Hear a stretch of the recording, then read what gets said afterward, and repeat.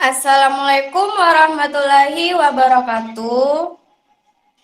Waalaikumsalam Waalaikumsalam warahmatullahi warahmatullahi wabarakatuh. wabarakatuh. Puji syukur marilah kita Waalaikumsalam panjatkan kepada Allah Subhanahu wa taala dan sholawat serta salam semoga tetap tercurahkan kepada baginda Rasulullah Muhammad SAW yang telah memberikan kita kesehatan dan kesempatan sehingga kita semua bisa mengikuti kegiatan pembelajaran virtual pada hari ini. Yang terhormat Bapak dosen Hadian Hasfi selaku dosen pembimbing pada mata kuliah Pendidikan Pancasila serta teman kelas yang saya banggakan. Perkenalkan, saya Wadi Fitriana dari kelompok 5 selaku moderator akan membimbing jalannya diskusi ini. Sebelumnya saya akan memperkenalkan anggota kelompok saya yang dimana anggota kelompok saya bernama Siti Rahma, Saratul Usra, Muhammad Anugrah Rifki Putra, Resmianti, Faradilla, dan Pratiwi. Adapun topik yang akan kita bicarakan mengenai pada diskusi kali ini yaitu tentang intoleransi. Rangkaian acara yang akan kita lewati pada diskusi ini antara lain pembukaan, penyajian materi, sesi tanya jawab, hanya satu pertanyaan, dan terakhir penutup. Acara yang pertama yaitu pembukaan. Marilah kita bersama-sama mengucapkan basmalah. Bismillahirrahmanirrahim. Kita masuki acara selanjutnya yaitu penyajian materi. Saya akan memberi kesempatan kepada penyaji untuk menyampaikan hasil diskusinya.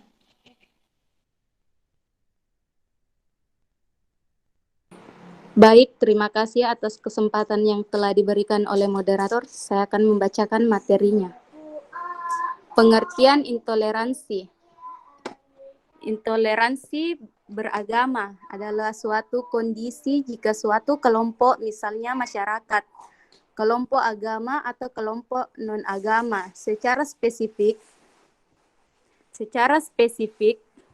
menolak untuk menoleransi praktik-praktik para agama menganut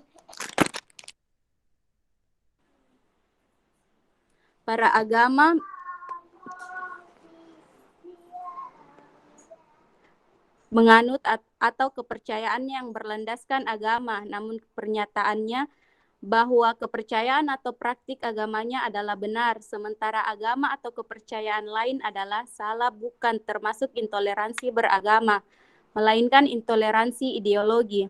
Kata intoleransi berasal dari prefix in, yang memiliki arti tidak, bukan, dan kata dasar toleransi, yang memiliki arti sifat atau sikap toleran, batas ukur untuk penambahan atau pengurangan yang masih diperbolehkan, penyimpangan yang masih dapat diterima dalam pengukuran kerja.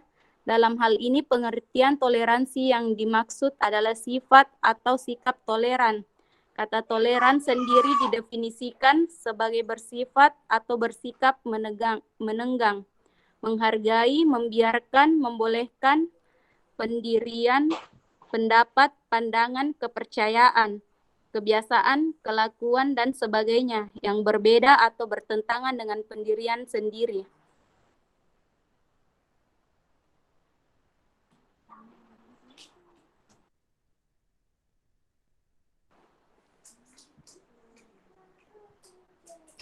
Pancasila sebagai landasan ideologi. Pancasila merupakan landasan ideal dalam mengatasi persoalan radikalisme dan terorisme. Gerakan radikalisme dan terorisme secara khusus bertentangan dengan 3 sila utama dalam Pancasila, yaitu sila ketuhanan yang Maha Esa, sila kemanusiaan yang adil dan beradab, dan sila persatuan Indonesia. Sila ketuhanan berarti kita harus mempercayai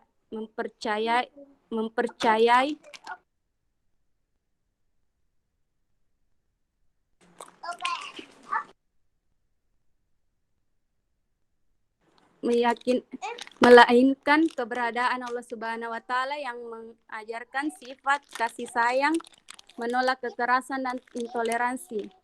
Gerakan radikalisme dan terorisme sangat bertentangan dengan sila ketuhanan yang Maha Esa, karena bertentangan dengan sifat ketuhanan yang tidak boleh memaksakan kehendak dan menggunakan cara kekerasan dalam mencapai tujuan. Baik, saya kembalikan ke moderator.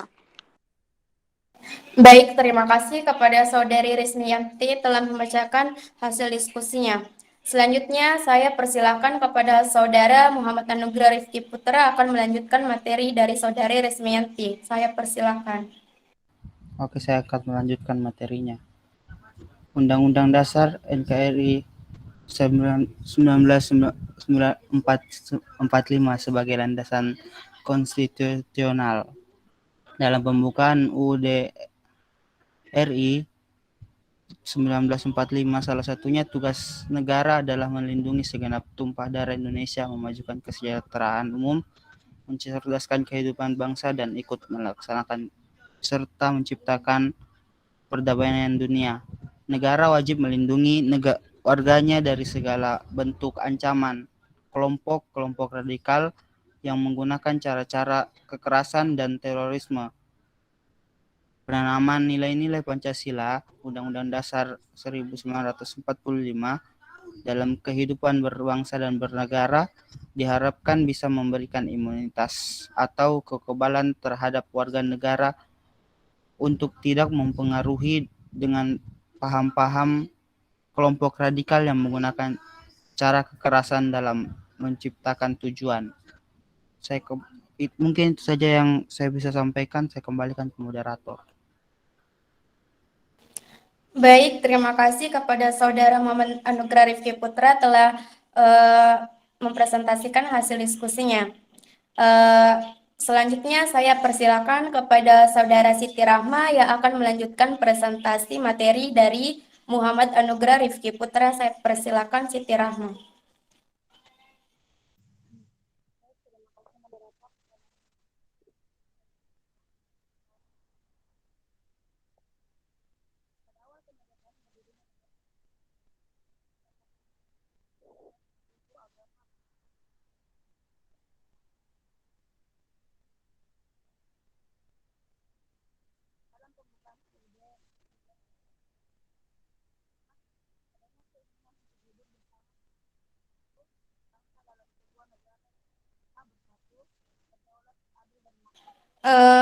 Kepada Saudari Siti Rahma, apakah mendengar suara saya? Tidak kedengaran suaraku kah? Enggak. Oh ya, terdengar nih sekarang. Baik, saya persilakan. Baik, saya ulang. Saya lanjut materi selanjutnya, yaitu tentang wawasan Nusantara sebagai landasan visional. Pada awal kemerdekaan, berdirinya negara Indonesia tidak didasarkan karena kesamaan etnis, suku, agama, bahasa, budaya, dan kedaerahan. Akan tetapi berdirinya negara Indonesia karena sebagaimana tercantum dalam pembukaan UUD Negara Republik Indonesia 1945, adanya keinginan untuk hidup bersama sebagai sesuatu bangsa dalam sebuah negara yang merdeka, bersatu, berdaulat, adil, dan makmur. Hal itu juga diperkuat dalam lambang burung Garuda Pancasila dengan semboyannya Bhinneka Tunggal Ika yang berarti berbeda-beda tetapi tetap satu dalam satu kesatuan juga. Keragaman etnis, suku, agama, bahasa, dan budaya bukan alasan untuk kita berpecah belah. Sebagai sebuah bangsa, perbedaan dan keragaman merupakan sebuah hasanah kekayaan bangsa yang bisa menjadi potensi atau kekuatan, bukan malah menjadi kendala dan penghambat terhadap persatuan dan kesatuan. Disinilah urgensinya kita sebagai bangsa mengelola sebuah keragaman dalam semangat persatuan. Oleh sebab itu, adanya gerakan radikalisme dan terorisme yang cenderung menyeragamkan perbedaan, menjadi sebuah ancaman terhadap harmoni sosial dan persatuan nasional. Baik, terima kasih. Saya kembalikan ke moderator.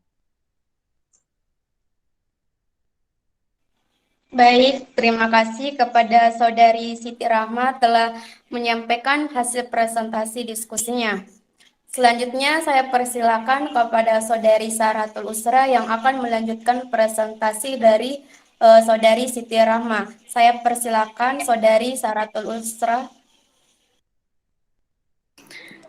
Baik, terima kasih moderator. Saya akan membacakan materi. Radikalisme, munculnya perilaku radikalisme yang cenderung mengarah kepada kekerasan, ekstremisme, atau violent ekstrim dari kelompok-kelompok keagamaan pada dasarnya merupakan sebuah tindakan menyimpang atau deviasi dari sebuah pemahaman teks menjadi sebuah tindakan sosial, deviasi aktualisasi keberagaman dari spirit damai kepada tindakan radikalisme yang cenderung menggunakan pendekatan-pendekatan kekerasan baik dalam konteks sosial dan politik dapat diidentifikasikan dari dua aspek, yaitu satu aspek internal yaitu berupa emosi keagamaan yang berdasarkan interpretasi ajaran agama, dan dua aspek eksternal yaitu lingkungan budaya, sosial, dan politik yang membentuk radikalisme keberagaman seperti pada masa represif politik Orde Baru. Baik, terima kasih. Saya kembalikan ke moderator. Baik, terima kasih kepada Saudari Saratul Usra telah mempresentasikan hasil diskusinya. Selanjutnya saya persilakan kepada Saudari Pratiwi yang akan melanjutkan presentasi dari Saudari Saratul Usra. Saya persilakan kepada Saudari Pratiwi. Baik, terima kasih moderator. Sekarang saya akan membacakan tentang terorisme. Terorisme adalah paham yang berpendapat bahwa penggunaan cara kekerasan dan menimbulkan ketakutan adalah cara yang sudah untuk mencapai tujuan, atau Muhammad Alif Syafaat 2003.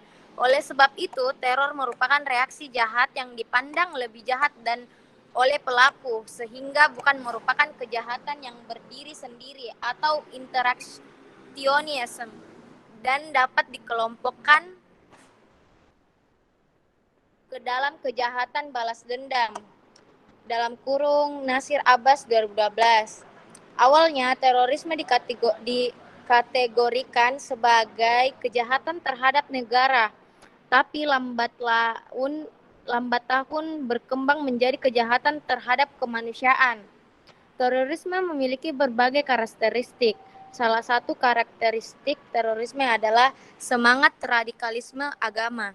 Kelompok-kelompok radikalis agama pun ditengarai menggunakan metode teror untuk mencapai kepentingannya. Kekerasan politik dalam bentuk teror seringkali dijadikan alat untuk mencapai tujuan.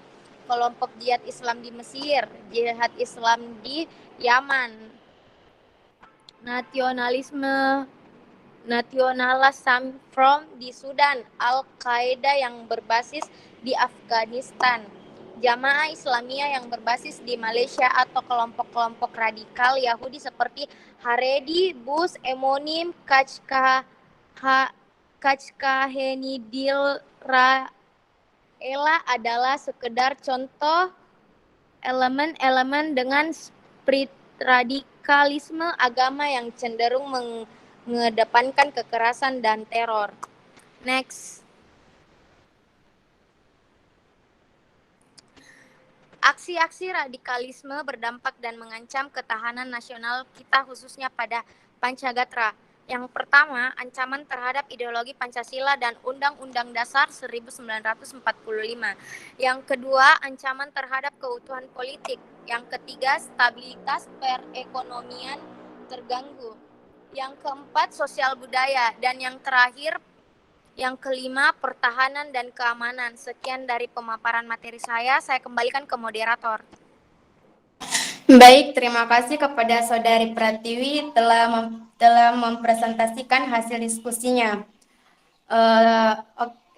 Selanjutnya adalah materi yang terakhir akan dibawakan dan dipresentasikan oleh Saudari Faradila. Saya persilakan.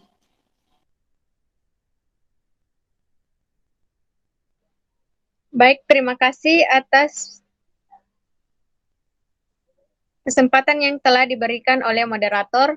Saya akan melanjutkan presentasi saya, yaitu tentang intoleransi.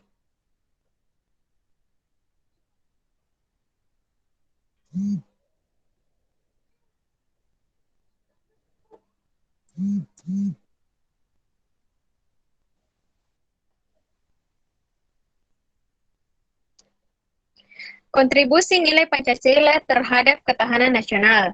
Artinya, nilai Pancasila yang terus-menerus penanamannya intensif, masif, terkoordinasi, dan terintegrasi dengan baik. Mereka tidak mau dibodohi dengan ideologi MOT yang membuat mereka mati sia-sia. Dan juga kebijakan tersebut harus didukung oleh dengan langkah-langkah strategis dan upaya-upaya teknis untuk melaksanakan strategis tersebut pada tingkat operasional. Strategi dan upaya yang lebih konkret, pemerintah dan jajarannya bersama masyarakat dapat bersinergi melakukan penanaman nilai-nilai Pancasila dan Undang-Undang Negara Republik 1945 sebagai bagian deradikalisasi dalam menghadapi radikalisme dan terorisme. Yang terakhir adalah penyebab radikalisme dan terorisme. Yang pertama itu persoalan pemahaman keagamaan. Oleh sebab itu, karena adanya keyakinan teks suci yang mengajarkan tentang terorisme dan kata jihad, pemahaman keagamaan merupakan bagian penting dari kekerasan agama atau radikalisme yang dilakukan. Yang kedua itu, radikalisme juga dikaitkan dengan adanya pemahaman tentang ketidakadilan politik, ekonomi, dan hukum yang berjalan dalam sebuah negara. Yaitu yang ketiga, radikalisme juga buruknya dalam apa yang sering disebut sebagai keadilan hukum. Penegakan hukum yang tidak berjalan dengan maksimum sehingga menumbuhkan kejengkelan dalam perkara hukum yang ada di sebuah negara. Ketidakadilan hukum dianggap sebagai salah satu faktor yang masih dominan pada negara termasuk Indonesia, sehingga aparat penegak hukum sering menjadi sasaran kekerasan atau radikalisme dan terorisme. Itu saja yang materi dapat saya sampaikan, saya kembalikan kepada moderator. Baik, terima kasih kepada Saudari Fadila telah mempresentasikan hasil diskusinya. Dan terima kasih kepada semua penyaji yang telah menyampaikan hasil diskusinya. Selanjutnya adalah sesi tanya jawab. Saya persilakan yang ingin bertanya hanya satu pertanyaan. Saya persilakan untuk yang ingin bertanya.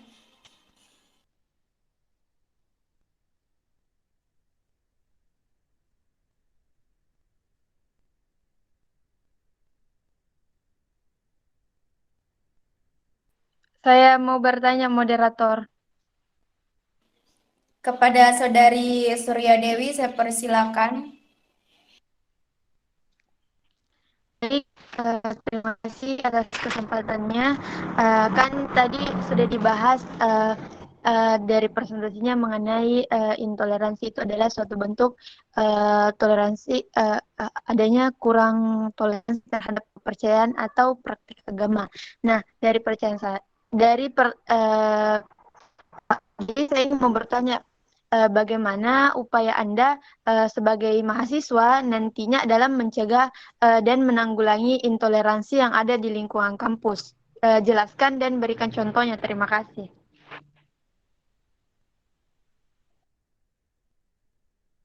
Baik, terima kasih kepada Saudari Surya Dewi. Bagaimana kelompok penyaji? Apakah sudah memahami pertanyaan dari Surya Dewi? Sudah. Baik, tunggu kami akan menjawab pertanyaan dari Surya Dewi. Saya moderator. Saudari Faradila, saya persilakan menjawab pertanyaan dari Saudari Surya Dewi. Baik, terima kasih atas pertanyaan yang telah diberikan kepada kelompok kami. Menurut saya, sebagai mahasiswa, yang pertama saya harus lakukan yaitu saya harus menegakkan kepada semua teman-teman mahasiswa untuk menjunjung tinggi saya sering mengadakan kegiatan-kegiatan. Contohnya kegiatan yaitu belajar bersama. Mengapa? Mahasiswa yang bekerja sama dan saling mengenal satu sama lain akan menimbulkan rasa kerjasama yang baik sehingga tidak terjadi yang namanya intoleransi. Malahan mahasiswa tersebut yang sering bekerja sama akan menjadi mahasiswa yang profesional dan tetap akan toleransi. Menurut saya seperti itu, saya kembalikan kepada moderator. Baik, terima kasih kepada Saudari Faradila. Apakah Saudari Surya Dewi menerima jawaban dari Saudari Faradila? Baik, terima kasih atas jawabannya. Saya terima. Saya kembalikan kepada moderator. Baik, terima kasih. Selanjutnya adalah sesi terakhir adalah sesi penutup.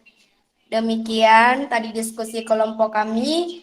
Mari kita mengucapkan hamdalah alhamdulillahirrabbilalamin. Saya sebagai moderator dari kelompok 5, apabila ada salah kata yang disengaja maupun tidak disengaja, mohon dimaafkan. Kepada kelompok 5, terima kasih. Wassalamualaikum warahmatullahi wabarakatuh dan selamat siang teman-teman. Waalaikumsalam warahmatullahi wabarakatuh. Waalaikumsalam warahmatullahi wabarakatuh.